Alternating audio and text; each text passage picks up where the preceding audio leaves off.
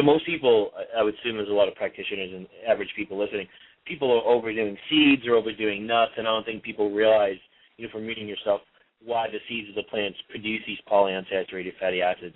And when you say vegetables, could you be a little bit more specific just for the listeners so they have an understanding? When you say vegetables, you're talking above ground, below ground, you're talking green?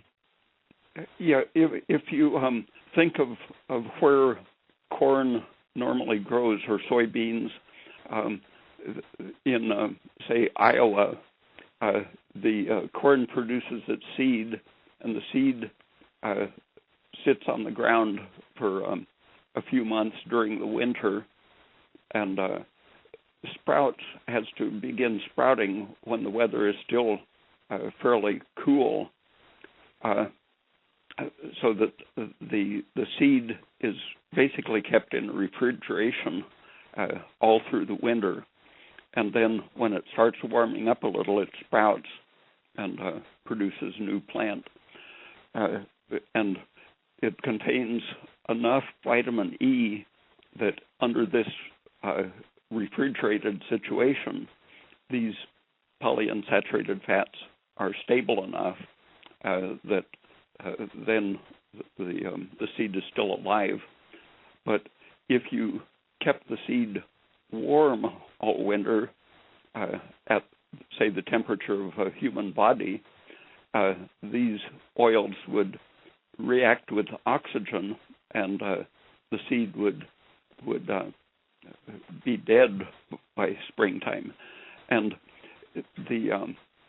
since the enzymes have to become active when the temperature is maybe 40 degrees or 50 degrees in the spring, if the oils were completely saturated, they would be like butter in the refrigerator at 40 degrees, hard and immobile. And so the unsaturated fats are still liquid and mobile at refrigerator temperature. If a fish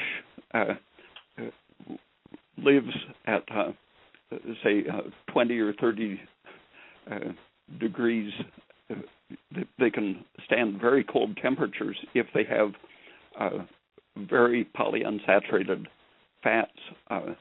They act as an antifreeze, and the fish, if it contains saturated fats, would be stiff like a cube of butter at refrigeration 40-degree temperature.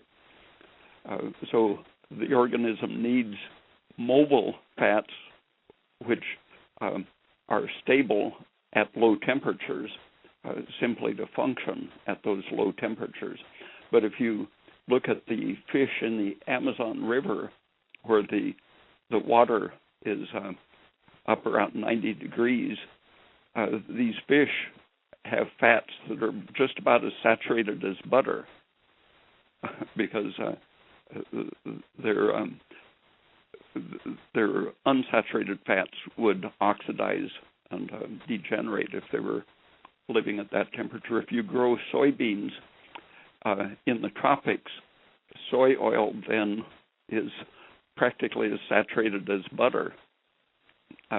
The unsaturation is a defense to maintain mobility on the molecular level, but it requires an antioxidant as well as low temperature for the cell to survive using those unstable oils.